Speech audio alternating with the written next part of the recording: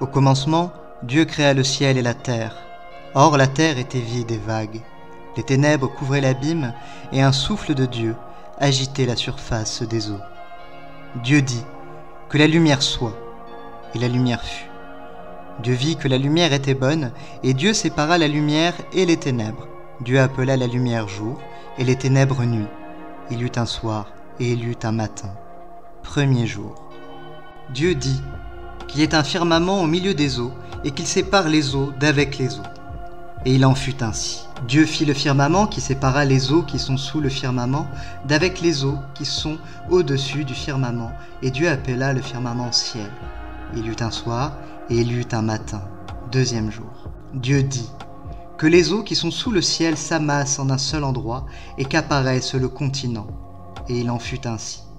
Dieu appela le continent terre, et la masse des eaux mer, et Dieu vit que cela était bon. Dieu dit que la terre verdisse de verdure, des herbes portant semences, et des arbres fruitiers donnant sur la terre selon leurs espèces des fruits contenant leurs semences. Et il en fut ainsi. La terre produisit de la verdure, des herbes portant semences selon leurs espèces, des arbres donnant selon leurs espèces des fruits contenant leurs semences. Et Dieu vit que cela était bon. Il y eut un soir, et il y eut un matin. Troisième jour.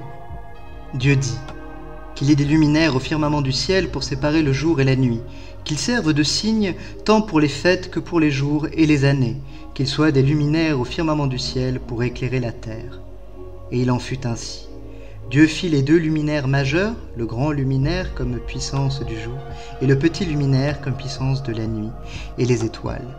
Dieu les plaça au firmament du ciel pour éclairer la terre, pour commander au jour et à la nuit, pour séparer la lumière et les ténèbres, et Dieu vit que cela était bon. Il y eut un soir et il y eut un matin. Quatrième jour. Dieu dit que les eaux grouillent d'un grouillement d'êtres vivants, et que des oiseaux volent au-dessus de la terre contre le firmament du ciel. Et il en fut ainsi.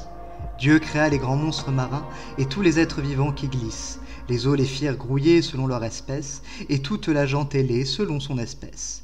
Et Dieu vit que cela était bon. Dieu les bénit et dit « Soyez féconds, multipliez, emplissez l'eau des mers, et que les oiseaux multiplient sur la terre. » Et il y eut un soir et il y eut un matin, cinquième jour. Dieu dit que la terre produise des êtres vivants selon leur espèce, bestiaux, bestioles, bêtes sauvages selon leur espèce. Et il en fut ainsi. Dieu fit les bêtes sauvages selon leur espèce, les bestiaux selon leur espèce, et toutes les bestioles du sol selon leur espèce. Et Dieu vit que cela était bon. Dieu dit « Faisons l'homme à notre image, comme notre ressemblance, et qu'il domine sur les poissons de la mer, les oiseaux du ciel, les bestiaux, toutes les bêtes sauvages, et toutes les bestioles qui rampent sur la terre. » Dieu créa l'homme à son image. À l'image de Dieu, il le créa. Hommes et femmes, il les créa. Dieu les bénit et leur dit « Soyez féconds, multipliez, emplissez la terre et soumettez-la. Dominez sur les poissons de la mer, les oiseaux du ciel et tous les animaux qui rampent sur la terre. » Dieu dit « Je vous donne toutes les herbes portant semences qui sont sur toute la surface de la terre, et tous les arbres qui ont des fruits portant semences. Ce sera votre nourriture, à toutes les bêtes sauvages, à tous les oiseaux du ciel, à tout ce qui rampe sur la terre et qui est animé de vie. Je donne pour nourriture toute la verdure des plantes. » Et il en fut ainsi. Dieu vit tout ce qu'il avait fait. Cela était très bon.